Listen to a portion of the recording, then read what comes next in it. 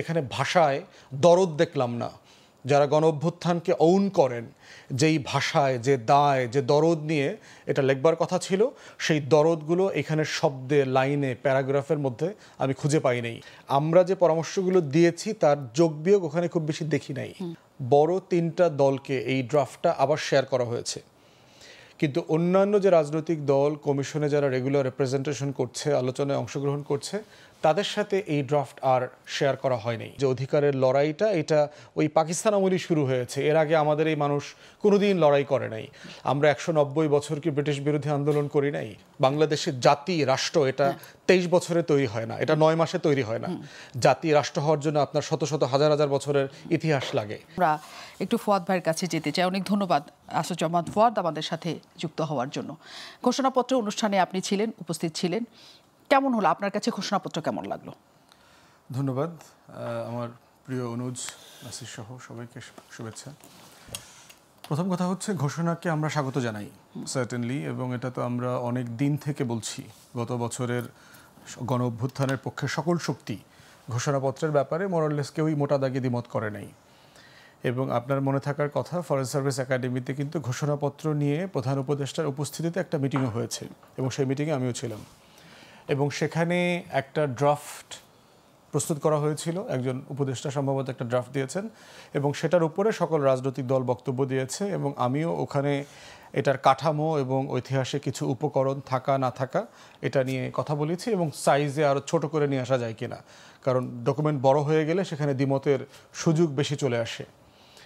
তো সেই পরামর্শের পরে মোটা দাগে আজকের ঘোষণাপত্রে আমি আসলে কোনো পার্থক্য দেখলাম না। ওই যে 5-6 মাস আগের যে কাগজপত্র যেটা দেখেছি, প্রিটি একই জিনিস আছে।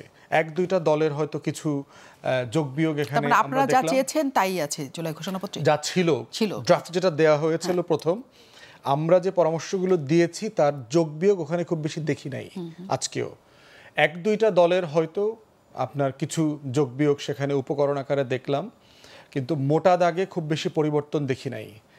দ্বিতীয় যেটা আমার অবজারভেশন, সেটা হচ্ছে যে এইবারের যে আপনার ফাইনাল করবার আগে বড় তিনটা দলকে এই ড্রাফটটা আবার শেয়ার করা হয়েছে, কিন্তু অন্যান্য যে রাজনৈতিক দল কমিশনে যারা রেগুলার রিপ্রেজেন্টেশন করছে, আলোচনায় অংশগ্রহণ করছে, তাদের সাথে এই ড্রাফট আর শেয়ার করা হয়নি। তারপরও আমাদের তরফ থেকে আমাদের পার্টির চেয়ারম্যান এই ব্যাপারে আমাদের একটা প্রস্তাবনা আবার দিয়েছেন যে এই বিষয়গুলো একটু বিবেচনা করা যায় কিনা। মোটা দাগে আমরা কি প্রত্যাশা করেছিলাম এখানে থাকবার ব্যাপারে, সেটা হচ্ছে যে পুরো ন্যারেটিভটা শুরু হয়েছে আওয়ামী বয়ানের যে ন্যারেটিভ। পাকিস্তান আমলের 23 বছর আমরা অনেক আন্দোলন সংগ্রাম করেছি, মানে অ্যাজ ইফ আমার আজাদির লড়াই, আমার যে এই মাটির মানুষের যে অধিকারের লড়াইটা, এটা ওই পাকিস্তান আমলেই শুরু হয়েছে। এর আগে আমাদের এই মানুষ কোনোদিন লড়াই করে নাই। আমরা 190 বছর কি ব্রিটিশ বিরোধী আন্দোলন করি নাই? আমাদের তো শত শত বছরের লড়াইয়ের ইতিহাস আছে। বাহিরের শাসকরা যখন এসছেন তাদের বিরুদ্ধে তো আমরা লড়াই করেছি। দিল্লির শাসকদেরকে তো আমরা পরাজিত করেছি। ত্রয়োদশ বাংলাদেশে জাতিসত্তা হিসাবে আমাদের লড়াইটা বোধহয় পাকিস্তানিদের কাছ থেকে ছিল। Not necessarily. বাংলাদেশের জাতি রাষ্ট্র এটা 23 বছরে তৈরি হয় না, এটা 9 মাসে তৈরি হয় না। জাতি রাষ্ট্র হওয়ার জন্য আপনার শত শত হাজার হাজার বছরের ইতিহাস লাগে। এবং এটাকে যদি আপনি ইনক্লুড না করেন, তাহলে সন্তান যেভাবে যারও সন্তান হয়ে যায়, যার বাবা নাই, দাদা নাই, নানা নাই, সাডেনলি তার মিস্টার বিনের মতো, দেখছেন না হুট করে মিস্টার বিন আসমান থেকে নাজিল হয়েছে, ওই রকম মনে হয় আর কি। একটা জাতিসত্তার লম্বা ইতিহাসের লড়াই আছে। তো সেখানে আমরা দেখলাম আওয়ামী ডিসকোর্স থেকে এই ঘোষণাপত্র বের হয়ে আসতে পারে নাই, এবং এটা দুঃখজনক। থার্ড যেটা অবজারভেশন, সেটা হচ্ছে এখানে ভাষায় দরদ দেখলাম না। যারা গণ অভ্যুত্থানকে অউন করেন, যেই ভাষায় যে দায় যে দরদ নিয়ে এটা লেখবার কথা ছিল, সেই দরদগুলো এখানে শব্দে, লাইনে, প্যারাগ্রাফের মধ্যে আমি খুঁজে পাই নাই। ফোর্থ হচ্ছে যে আপনার অযাচিত অনেকগুলো ঐতিহাসিক ঘটনা ঢুকানো হয়েছে, যেগুলো ঐতিহাসিকভাবে গুরুত্বপূর্ণ, কিন্তু 24-এর কনটেক্সটে এই ঘোষণাপত্রে এটা আসার প্রয়োজন ছিল না। যেমন ধরেন 71 এত বড় ঘটনা, এটা যদি কেউ স্বীকার করে বা না করে, কাগজে লেখে বা না লেখে, কিছু যায় আসে না। ৭১ ৭১ই, মানে এটার আপনার দ্বিতীয় কোনো এক্সাম্পল দিয়ে আপনি এটাকে ছোট করতে পারবেন না, বড়ও করতে পারবেন না। কিন্তু আমার কাছে মনে হয়েছে এখানে অনেকগুলো ঘটনা যোগ করা হয়েছে, প্রয়োজন ছিল না। তো এটা মনে হচ্ছে যে পরিকল্পিতভাবে এই ঘোষণাপত্রে অথবা অপরিকল্পিতভাবে সাবকনশিয়াসলি হয়তো করেছেন। আমি মানে বেনিফিট অফ ডাউট দিতে চাই যে গুড ফেইথে করেছেন। অনেকগুলো ঘটনার 10টা ঘটনার 10মতম ঘটনা হচ্ছে 24-এর গণ অভ্যুত্থান। এখন আপনি ধরেন আমাদের ইতিহাসে 1000টা লড়াই আছে, কিন্তু আপনি 71কে কি 1000টা লড়াইয়ের একটা লড়াই বলবেন, না এইটা সবচেয়ে গুরুত্বপূর্ণ একটা লড়াই বলবেন? এটা বলার ভিতরে কিন্তু পার্থক্য আছে। তো এই জন্য আমি যখন বলছি যে আমার শত শত বছরের এই মাটির লড়াই আছে, এটা যখন আমি বলি এইটা 71 এই লড়াইয়ের সবচেয়ে গুরুত্বপূর্ণ একটা দুইটা অধ্যায়ের একটা। কিন্তু আপনি যখন একই ভাষায় বলার চেষ্টা করেন যে 52, 62, 66, 69 আমরা সবগুলো বলি, কিন্তু এই প্রত্যেকটা ঘটনার সাথে কি 71 কম্পেয়ারেবল?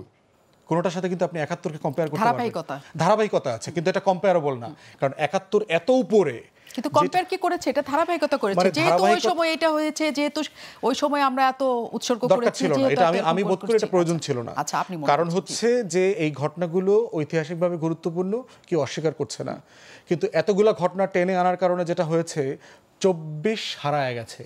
1400 শহীদের গল্প এখানে, 24-এর গণ অভ্যুত্থানের যে ব্যাকগ্রাউন্ড, ফ্যাসিবাদের ব্যাকগ্রাউন্ড, এবং এক পরিবার এক দল কিভাবে দেশটাকে লুটেপুটে খেয়ে ফেলেছে, সেই 16 বছরের গল্পটা যেটা 24কে জন্ম দিয়েছে, সেই গল্পটা যেভাবে আমরা 71 যখন বলি, আমরা কেন 47, 49, 52, 66, 62 এগুলো টেনে নিয়ে আসে কেন?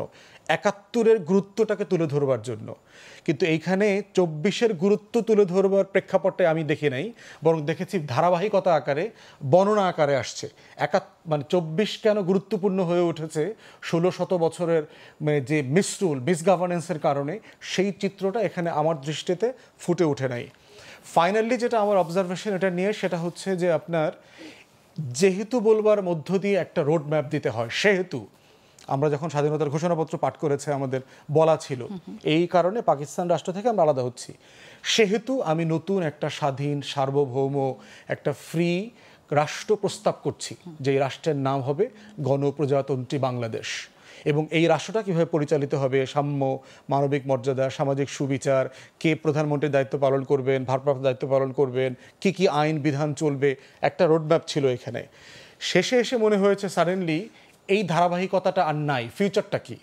আপনি তো একটা অতীতের গ্লোরির গল্প বলছেন, আমার অর্জনের গল্প বলছেন, এখন আমি জাতিকে তো ডাইরেকশন দিতে চাই, সেহেতু এই পুরো নেশনকে নিয়ে আমি এই পথ পাড়ি দেব, এই সাগর কন্যাকে নিয়ে আমি ওইখানে একটা ময়নাদ্বীপ বানাবো।